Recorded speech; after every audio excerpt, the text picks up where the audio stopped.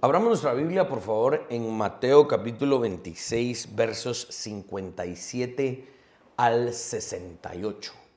Mateo 26, versos 57 al 68, dice de la siguiente manera: los que prendieron a Jesús le llevaron al sumo sacerdote Caifás, a donde estaban reunidos los escribas y los ancianos. Mas Pedro le seguía de lejos hasta el patio del sumo sacerdote, y entrando se sentó con los alguaciles para ver el fin. Y los principales sacerdotes y los ancianos y todo el concilio buscaban falso testimonio contra Jesús para entregarle a la muerte. Y no lo hallaron, aunque muchos testigos falsos se presentaban. Pero al fin vinieron dos testigos falsos que dijeron: este dijo, puedo derribar el templo de Dios y en 3 días reedificarlo. Y levantándose el sumo sacerdote le dijo: ¿no respondes nada? ¿Qué testifican estos contra ti? Mas Jesús callaba. Entonces el sumo sacerdote le dijo: te conjuro por el Dios viviente, que nos digas si eres tú el Cristo, el Hijo de Dios. Jesús le dijo: tú lo has dicho. Y además os digo que desde ahora veréis al Hijo del Hombre sentado a la diestra del poder de Dios y viniendo en las nubes del cielo.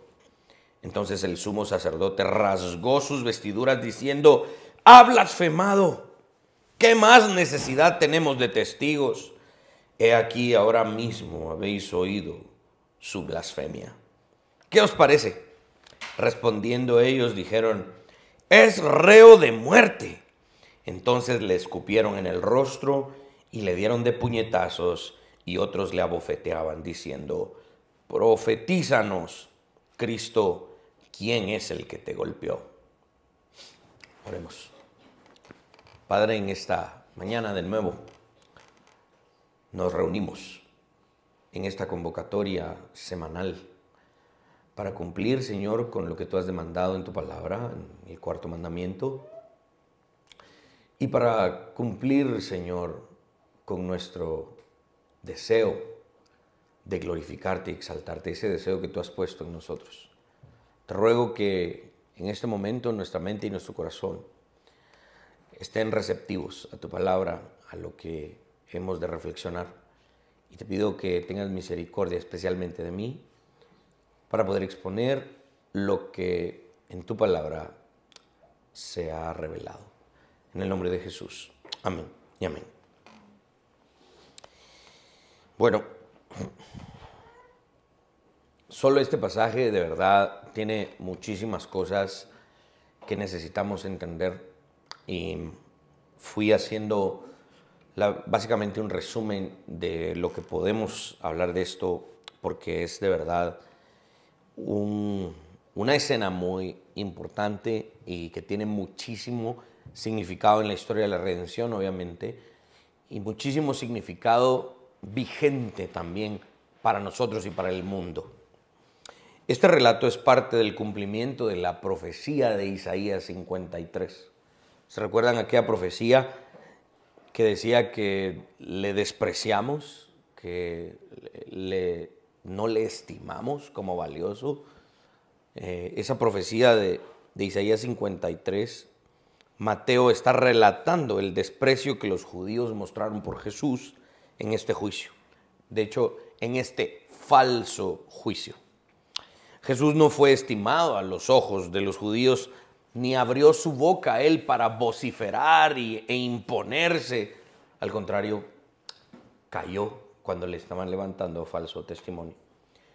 Jesús cayó, como dice el verso 63 que acabamos de leer, y dejó que los falsos testigos hablaran injustamente para llevar a cabo el plan redentor. Jesús estuvo dispuesto a sufrir el falso testimonio, a sufrir la calumnia, una injusticia total en este juicio, con tal de que el plan redentor siguiera su curso, Él fuera a la cruz y sus elegidos pudiesen obtener salvación. Este relato nos muestra el contraste entre un Dios de verdad, un Dios veraz, y la falsedad de los hombres. Tal como lo dice el Antiguo Testamento y también el apóstol Pablo en la carta a los Romanos, capítulo 3, verso 4. Esta es una de las declaraciones que a mí me dejan mudo. Y dice, antes bien sea Dios veraz y todo hombre mentiroso. El Evangelio sale a relucir en la inocencia de Cristo, en la verdadera inocencia de Cristo. No en aquella inocencia circunstancial. Aquellos que tenemos hijos, por ejemplo, nosotros tenemos 2 hijos varones. Y de repente allá en el patio de la casa empiezan los dos a gritar o a llorar. ¿Y qué pasó? Y uno dice, yo no fui. El otro dice, yo tampoco.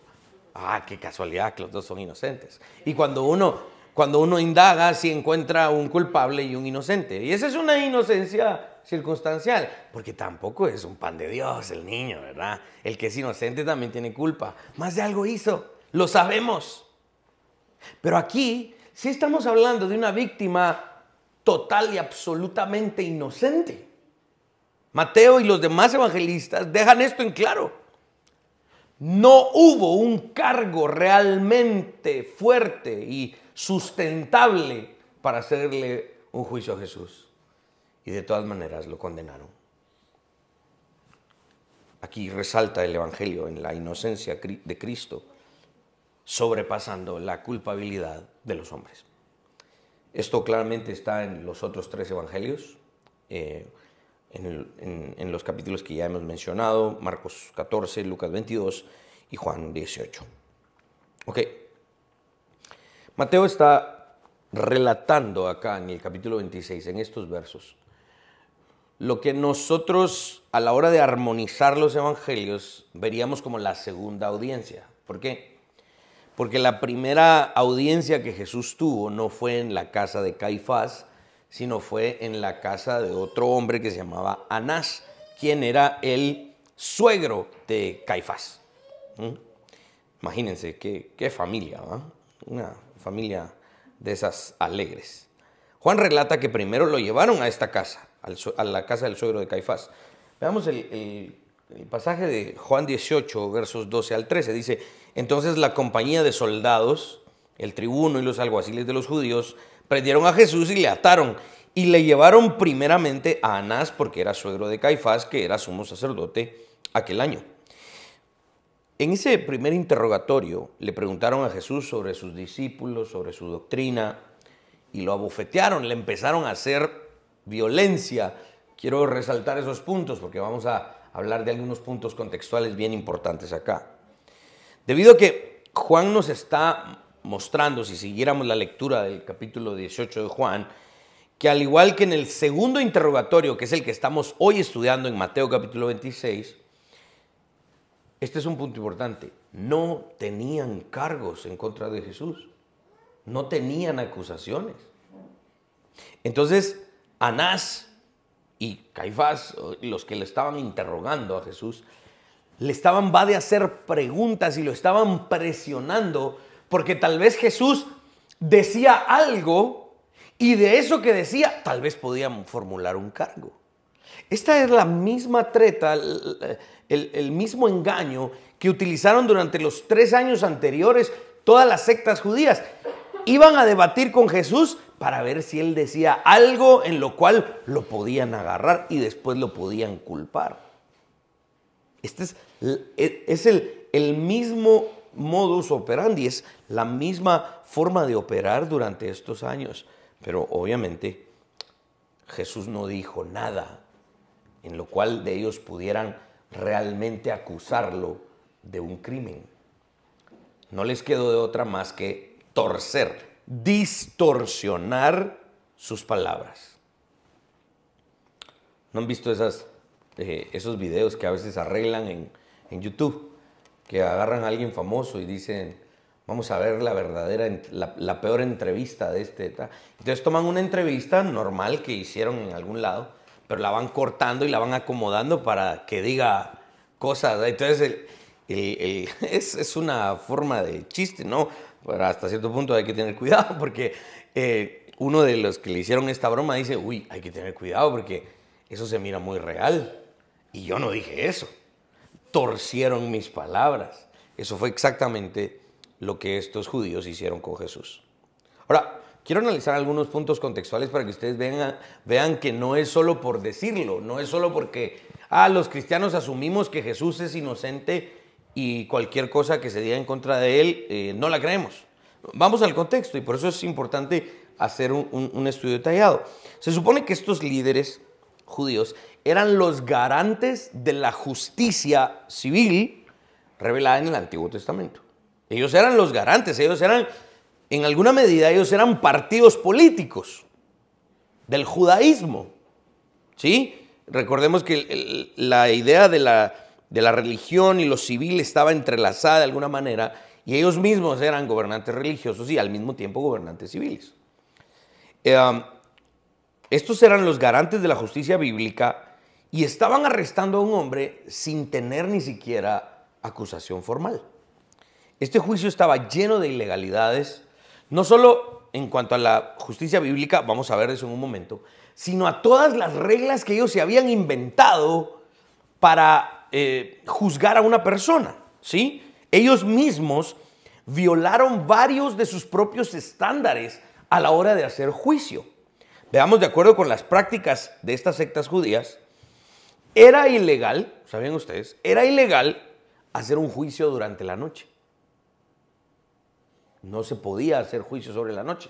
Pero acá, como este es un tipo que queremos realmente condenar, entonces nos pasamos por alto eso y lo hicieron en la noche. Aquí estamos después de la medianoche en las casas de estos dos judíos. Y eso me lleva al siguiente punto. Un juicio no debía llevarse a cabo en ninguna residencia privada.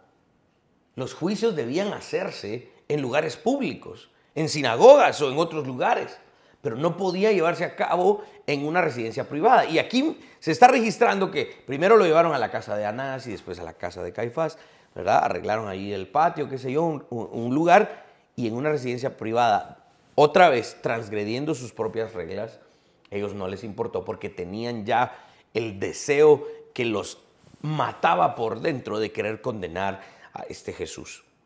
Una acusación específica debía hacerse al inicio del juicio. Por eso es que tanto Juan como Mateo y también Marcos y Lucas lo indican, que llevaron a Jesús arrestado y lo empezaron a interrogar para ver si lograban sacar un cargo. Ellos no tenían una acusación formal en contra de Cristo antes de iniciar el juicio, y esto era necesario según sus propias reglas.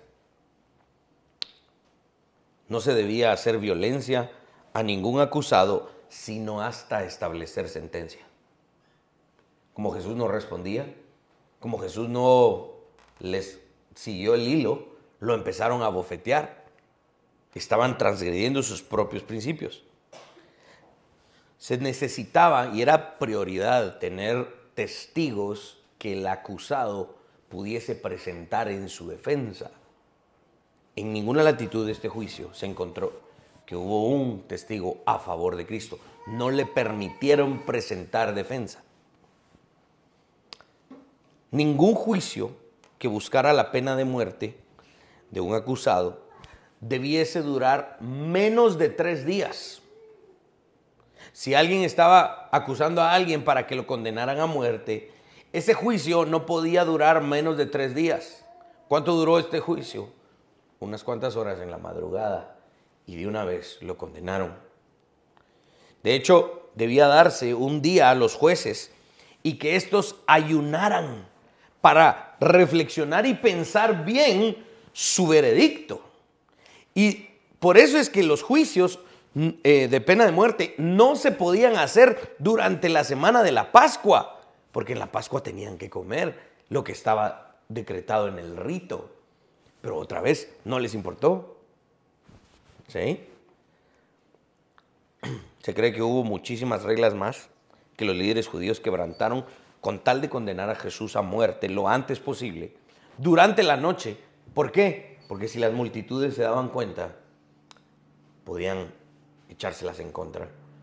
Ellos necesitaban amanecer con un Jesús ya condenado a muerte y así convencer a las multitudes de que lo llevaran a la cruz.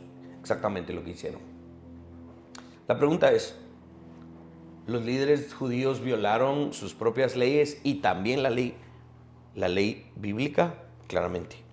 Este es un pasaje largo, así que está en varias diapositivas. Sigan la lectura, por favor. Deuteronomio capítulo 19, versos 15 al 21. No se tomará en cuenta a un solo testigo contra ninguno en cualquier delito, ni en cualquier pecado en relación con cualquier ofensa cometida. Solo por el testimonio de 2 o 3 testigos se mantendrá la acusación. Cuando se levantare testigo falso contra alguno para testificar contra él, entonces los 2 litigantes se presentarán delante de Jehová y delante de los sacerdotes y de los jueces que hubiere en aquellos días. Y los jueces inquirirán bien. Y si aquel testigo resultare falso y hubiere acusado falsamente a su hermano, entonces haréis a él como él pensó hacer a su hermano y quitarás el mal de en medio de ti. Y los que quedaren oirán y temerán y no volverán a hacer más una maldad semejante en medio de ti. Y no le compadecerás vida por vida, ojo por ojo, diente por diente, mano por mano, pie por pie. Solo la explicación de eso nos llevaría un buen tiempo porque es bien interesante, pero aquí quiero aplicarlo precisamente a lo que está sucediendo con Jesús. Una cosa era violar sus propias normas que ellos se habían inventado, pero algo muy bajo y descarado era ya violar una ley directa de Dios. Mateo nos dice que en este juicio admitieron desde el principio muchos testigos falsos y buscaban testigos falsos con tal de encontrar un cargo en contra de Cristo. Tales testigos, Mateo y los otros evangelistas nos dicen, los testigos se contradecían hasta que aparecieron 2, los cuales dijeron exactamente lo mismo, pero lo dijeron fuera de contexto. Se necesitaban 2 o más testigos para que los jueces tomaran a los testigos por separado. No los podían interrogar juntos. Tenían que tomar a uno de los testigos e interrogarlo rigurosamente. Y tomaban al otro testigo totalmente separado y también lo interrogaban rigurosamente. Y si llegaban a la conclusión de que estos testigos eran verdaderos, entonces procedían con el caso. Eso no sucedió acá. Solo dijeron que Jesús dijo tal cosa en tal lugar y lo creyeron. Ni siquiera los interrogaron. Porque era este riguroso cuestionamiento, este riguroso interrogatorio a estos 2 o 3 testigos. Porque la ley de Dios demandaba que pudieran haber por lo menos 2 o 3 fuentes independientes de evidencia y jamás se condenara a muerte a ninguna persona inocente. Pero eso no se hizo con Jesús.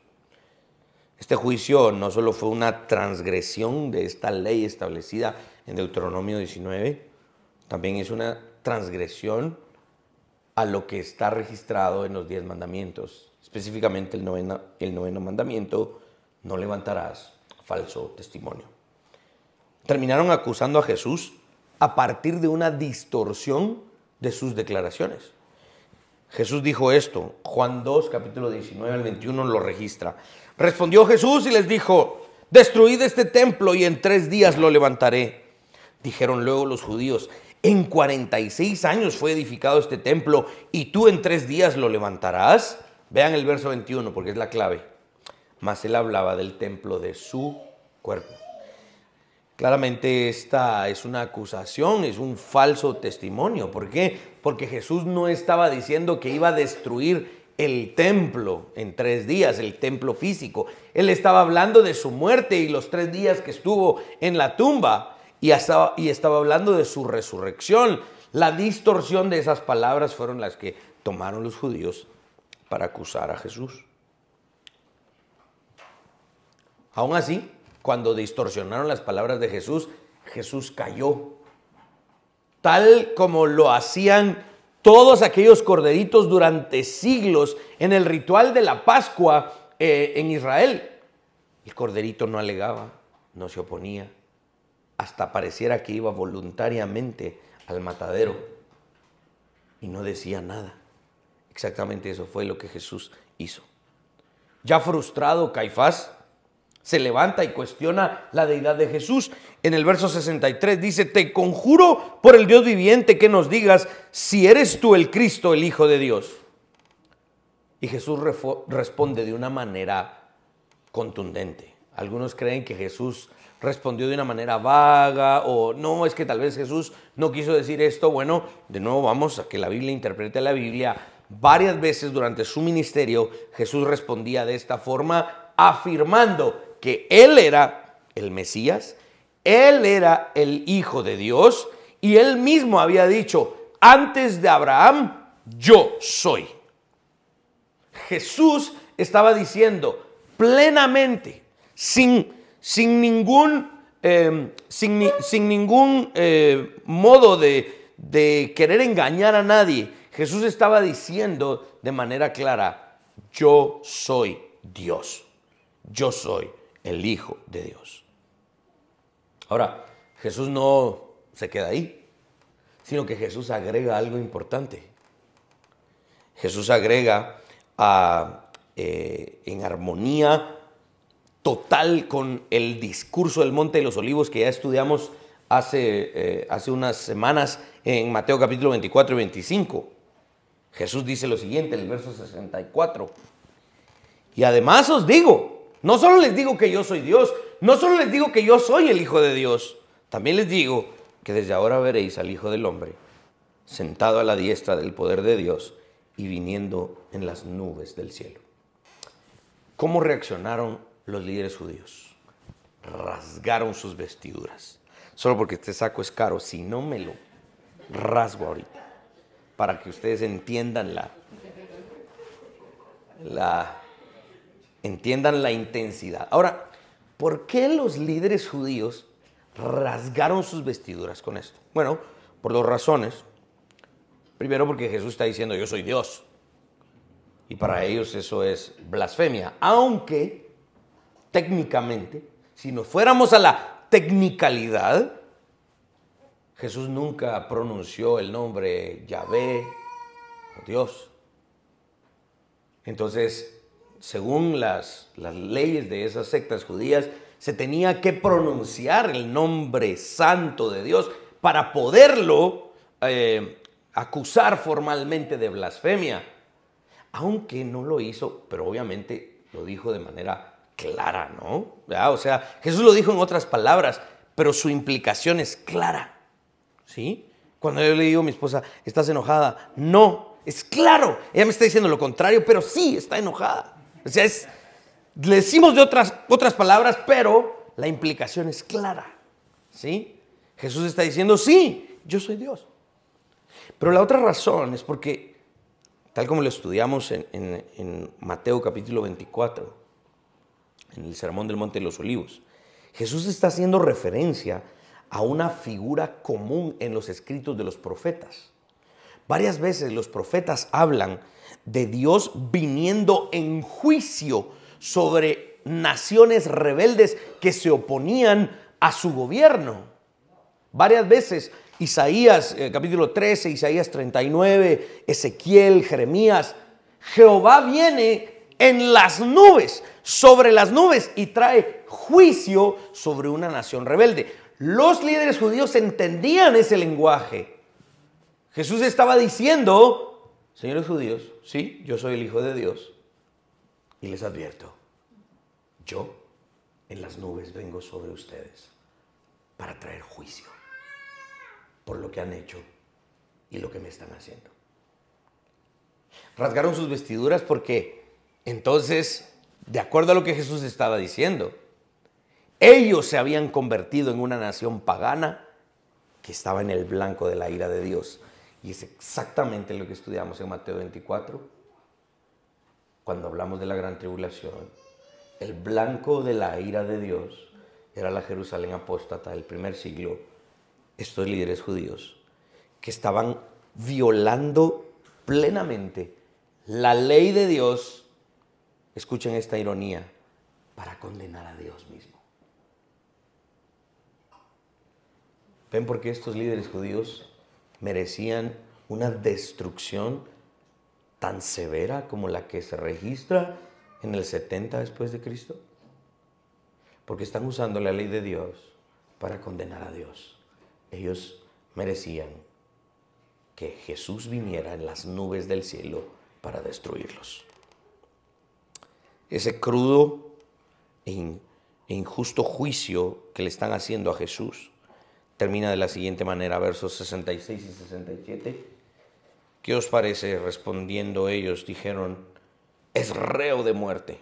Versos 66 al 68. Entonces le escupieron el rostro y le dieron de puñetazos, y otros le abofeteaban, diciendo, profetízanos, Cristo, ¿quién es el que te golpeó? En este relato, la Biblia nos enseña las razones del por qué la Jerusalén apóstata del primer siglo merecía esa ira de Dios, la cual se consumó posteriormente a manos de los ejércitos romanos. Muy bien, la próxima semana vamos a estar hablando de lo que continúa diciendo este capítulo, y me hubiera gustado meterme a cuando Pedro niega a Jesús, pero hay muchas cosas ahí que quiero decir y se nos va a alargar más la predicación, entonces mejor lo dejo hasta allí. Y ahora quiero pasar a un par de aplicaciones bien importantes, ¿sí? La primera aplicación a la que quiero llamar su atención es que este pasaje nos puede enseñar y nos puede impulsar a tener un mayor respeto, amor por la justicia bíblica, ¿sí? Esta es una aplicación bien importante porque más que todo en términos políticos, digamos, oímos de diferentes justicias.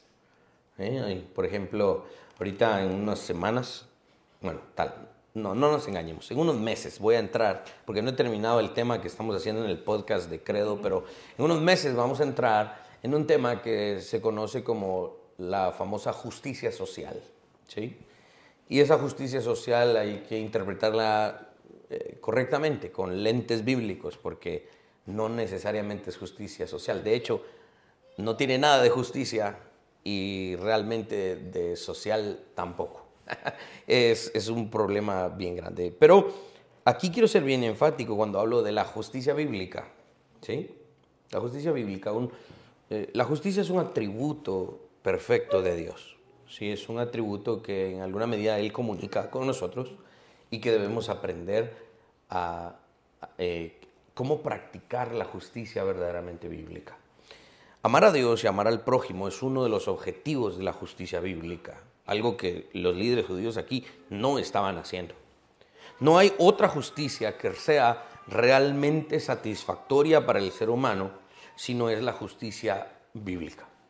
Es bueno que el creyente tenga ira al ver de la injusticia.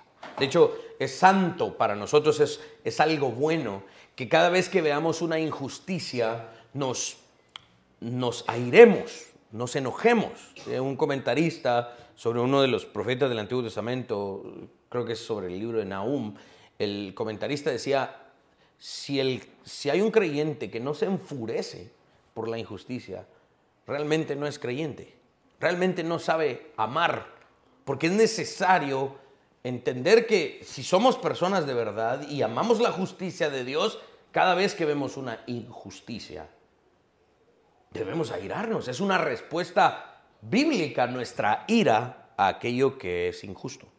Ahora, siempre y cuando el creyente sepa manifestar su ira, ¿sí? Por eso el Nuevo Testamento dice, sí, está bien, enójense, está bien airarse, pero no pequen. Que su ira no los lleve a pecar. ¿Sí? Esto es un llamado bien importante a todos porque nos gusta enojarnos, ¿va? Hay gente que le fascina estar brava todo el día, con la cara empurrada, pero el problema es cómo manifiestan esa ira, ¿sí?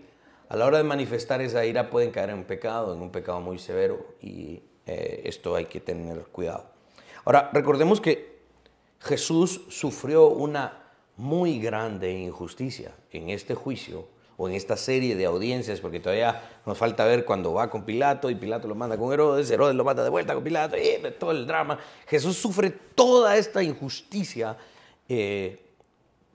para que nosotros no tuviésemos que sufrir el castigo de la ira del Padre. Esa ira del Padre, la cual agrego y recuerdo de una manera muy importante, esa ira del Padre es totalmente justa. Nosotros nos la merecíamos, pero Jesús sufrió toda esta injusticia para que nosotros no tuviésemos que sufrir la ira justa del Padre. Debemos manifestar nuestro amor y nuestro agradecimiento a Dios, a Jesucristo, al practicar su justicia, la justicia bíblica, no la justicia humana, porque tan sencillo es abrir nuestro teléfono, buscar algunas noticias de lo que está sucediendo hoy con algunos perseguidos o algunas personas que les están imputando ciertos crímenes aquí en Guatemala, y empezamos a leer 2, 3 noticias y ya nos damos cuenta de qué clase de justicia estamos hablando en Guatemala. No es una justicia bíblica, es una justicia humana, es una justicia torcida, es una justicia, o sea, ninguna de las dos partes, ni el acusado ni el que está acusando, es simplemente una lucha de poder. Realmente no hay una sed por verdadera justicia en nuestro ambiente, en nuestro país. Y cada uno de ustedes, si yo les preguntara si alguna vez ustedes han sufrido alguna injusticia en su lugar de trabajo, en su casa, si le pregunto a los varones, estoy seguro que vamos a decir que hemos sufrido alguna injusticia de parte de nuestras esposas. Amén, dice aquel. Miren, mis hermanos, de verdad, si nos ponemos a dar nosotros testimonio, ¿hemos sufrido alguna injusticia en nuestro lugar de trabajo, en algún otro lado? ¡Claro! Cada vez que vamos a hacer un trámite al gobierno, ¿será que sufrimos injusticias? Es más probable que suframos una injusticia que realmente nos beneficiemos de la justicia. Porque la justicia de Dios, tristemente, no es la norma en nuestra sociedad. Esto, a la hora de ver un pasaje como este y aplicarlo, llevarlo a la práctica, nos debe crear en nosotros ese deseo por vivir la justicia de Dios y que nuestra sociedad sea beneficiada por la justicia bíblica. ¿Cómo manifestamos nuestro agradecimiento a Jesucristo? Bueno, amando su justicia y practicándola, la justicia revelada en la Biblia, no solo para salvación, sino en todo aquello en lo que estamos involucrados. Mis hermanos, si nosotros hemos sido víctimas de una injusticia, no repitamos eso. Tristemente, esa es la norma de muchos. Como a mí me tocó, que a este también le toque. A mí me costó, a este también que le cueste. Y entonces pasamos y repetimos ese plano de injusticia en otras personas. Pero esta sería una aplicación importante, donde tú tengas autoridad. En el ámbito en el que tú tengas autoridad, es tu deber delante de Dios. Debido a que Jesucristo sufrió toda esta injusticia, es tu deber no ser injusto con otros. Si tú eres un padre de familia, si tú eres un dueño de un negocio, eres jefe de un departamento en un lugar donde trabajas y qué sé yo, lo que te toque hacer, es tu deber ser justo. Aunque otras personas sean injustas, aunque otras personas hayan sido injustas contigo, es tu deber ser justo, ser justa. Porque Jesús sufrió toda esta injusticia en tu favor. Es nuestro deber también no quedarnos callados. Es nuestro deber levantar la voz cada vez que veamos una injusticia en el lugar en donde vivimos. En primer lugar, debemos conocer el estándar bíblico, ¿no?, de justicia y levantar nuestra voz para defender a los inocentes y que los culpables paguen por sus culpas. Esto es parte de nuestro llamado porque Cristo no sufrió esta injusticia en vano. Lo hizo para consumar su plan redentor, pero también para que en términos prácticos la justicia se haga en nuestro diario vivir. Ahora, quiero ir a la segunda aplicación, bien importante.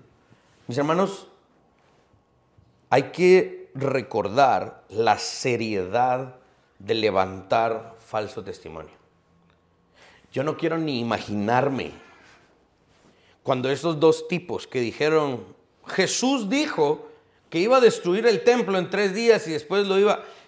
Esos dos supuestos testigos que torcieron las palabras de Jesús en ese concilio y utilizaron esas declaraciones para culpar a Jesús y condenarlo a muerte. Yo no me quiero ni imaginar cuando esos dos tipos murieron y llegaron a la presencia de Dios. No me quiero imaginar qué fue lo que les sucedió. No quiero imaginarme qué les va a suceder durante el resto de la eternidad por haber abierto su boca y haber levantado falso testimonio. A veces ahí en redes sociales me salen estos videos de esas presas hidráulicas, que es un tubo así gigante, ¿no? Y le ponen abajo sandías, les ponen hule, le ponen tazas, le ponen... Y hay esas presas hidráulicas que tienen una fuerza de no sé cuántas toneladas. Hay cosas que ponen ahí que parece como que un martillo, que parecen así como fuertes, ¿no? La presa solo las toca y ¡pum!, se destruyen. Algo así me imagino que va a ser cuando Dios juzgue a aquellas personas que se atrevieron a levantar su mano en contra del Hijo de Dios. Y estos dos pobres que no sabían, realmente no sabían la seriedad de levantar falso testimonio, no se imaginaron lo que les esperaba. En primer lugar, el noveno mandamiento tiene que ver, el noveno mandamiento tiene que ver con el testimonio legal, ¿no? El noveno mandamiento, no levantarás falso testimonio, tiene una implicación directa en términos civiles. Eso es lo que la nación de Israel debía de entender. Dar falso testimonio era un delito acusando a una persona inocente de un acto criminal que podía causar un gran daño a ese acusado que estaba siendo acusado, valga la redundancia, falsamente. Y el Señor quiere que no se cometa esto, que se haga todo lo posible por no dañar personas inocentes. Ese es el objetivo de esa ley, de ese mandamiento. La ira de Dios por el falso testimonio es tan grande que Él puso requisitos específicos, como los que leímos en Deuteronomio, que aquellos que fueran falsos testigos recibieran el castigo que supuestamente el acusado iba a recibir si fuera encontrado culpable. Si yo estaba diciendo que este mató a esta persona y yo soy un testigo falso, si yo quería que lo acusaran de muerte y se probaba que él era inocente y yo un testigo falso, lo que yo estaba pidiendo para él me tenían que hacer a mí. La ira de Dios era tan grande porque el falso testimonio es algo muy serio. ¿Por qué es tan serio el falso testimonio? Porque Dios es verdad. Levantar falso testimonio es malo porque es en contra de la naturaleza y el carácter, la esencia de Dios. Dios es la verdad misma. Dios personifica la verdad. Por eso Jesús dijo, yo soy la verdad, el camino, la verdad y la vida. Todo aquel que levante falso testimonio está obrando no en contra de lo que yo dije, dice Dios. Aquel que levanta falso testimonio está obrando en contra de lo que yo soy, dice Dios. Este es el punto. Su palabra es la verdad misma y Dios está particularmente atento a la justicia en el ámbito legal. Por eso, de verdad, mis hermanos, todo este circo político que vemos en nuestras naciones modernas hoy, alguien tiene que levantar la voz y decirles, están jugando con fuego. Por eso nosotros tenemos una escuela en donde capacitamos funcionarios públicos. La semana pasada estuvimos en Escuintla y ahí en Escuintla estábamos capacitando personas que estaban interesadas en el tema de política desde la perspectiva bíblica, y había un miembro de la alcaldía de Escuintla allí y nos lo presentaron y él feliz, pobrecito, porque los voy agarrando con estos temas. Y les digo, si usted es un hombre de política, sepa con lo que está tratando. No es hacerle un favor a esto, al otro. No es hacer esto para ganar la campaña. Si usted está levantando falso testimonio, usted no se le va a ver con el pueblo, porque al pueblo se le olvida. Le dan un par de cosas ahí en redes sociales, ¿verdad? Que la churrumina hizo no sé qué y se le olvida a la gente. Pero el falso testimonio en el ámbito legal lo van a tener que ver con Dios. Esto es algo muy serio. En términos prácticos. Entonces, los cristianos debemos estar más preocupados por la verdad que cualquier otro tipo de persona. No debemos apresurarnos a sacar conclusiones sobre la culpabilidad o la inocencia de alguien en asuntos legales, sino que debemos permitir que la culpabilidad se establezca de manera creíble en un proceso antes de sumarnos a las acusaciones. Últimamente he estado yo un tanto desilusionado de mis héroes, algunos de mis héroes reformados en redes sociales. Yo pues obviamente sigo a muchos teólogos en redes sociales que publican su contenido, y han habido una serie de problemas y que aquel dijo esto y lo otro y debiésemos involucrar a los ancianos de su iglesia y no sé qué, y se vuelve un chirmol, solo que con lenguaje más técnico y teológico, pero finalmente es un chirmol, hombre, tristemente, porque este dijo esto, no, yo no lo dije. Hay que tener mucho cuidado con eso. Yo por eso, pues de verdad, busco la forma de que lo que publiquemos sea algo que pueda respaldarse con la Escritura y de verdad estar dispuesto a que se me llamen la atención por líderes de nuestras iglesias para ver si en algún momento he dicho algo que no está de acuerdo a la Escritura, pero finalmente esto es bien importante, tenerlo en mente constantemente cada vez que abrimos la boca. El mandamiento de no levantar falso testimonio tiene una aplicación más allá de los ámbitos civiles en los que hoy vemos.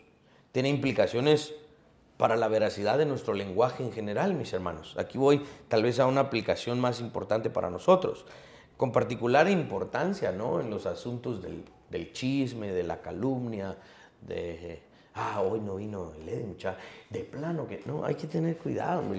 Él anda predicando, gracias a Dios lo invitaron a predicar en Retaluleo. Ay, no, de plano no vino, porque no, hay que tener cuidado con esas cosas porque tristemente entran en el tema del levantar falso testimonio. Mi cuñada de Anita me cambió la perspectiva pastoral y la perspectiva de la consejería con una anécdota fantástica que me contó. Una hermana que dirigía el culto de oración en una iglesia, ¿no? Y entonces la hermana juntaba a las otras hermanas para la oración y la hermana explicaba al principio, antes de empezar a orar, por qué iban a orar. Pero tristemente la hermana agarraba ese momento para contarles, ¿verdad?, las indiscreciones de miren y pasó esto y lo otro y le tiraba chisme a todo el mundo, ¿verdad? Y finalmente ella se escudaba y decía, pero miren, yo les cuento esto para que oremos, no para que sea motivo de chisme, ¿verdad? Dije, qué buenísima la estrategia de esa hermana, ¿verdad?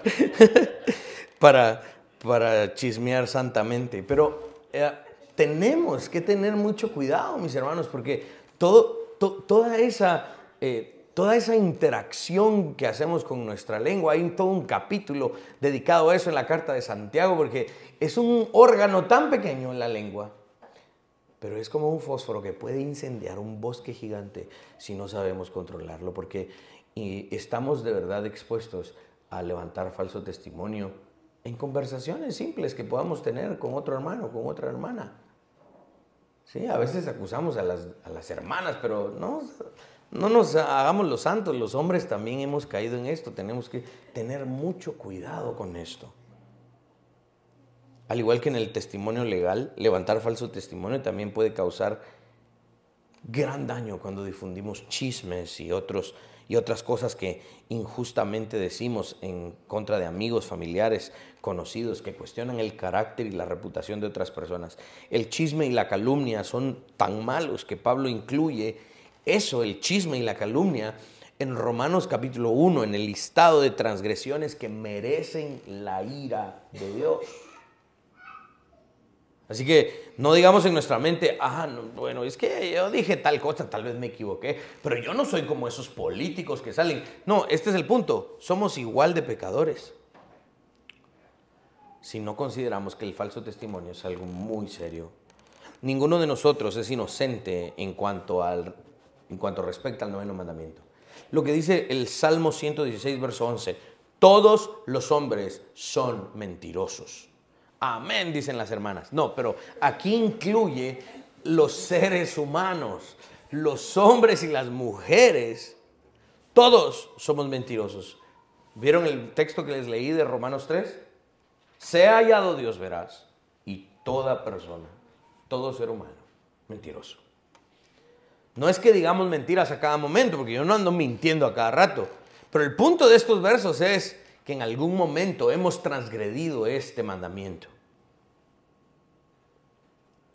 Es fácil quebrantar este mandamiento tanto en lo grande como en lo pequeño, por lo que debemos estar alerta para seguir siendo personas comprometidas con la verdad.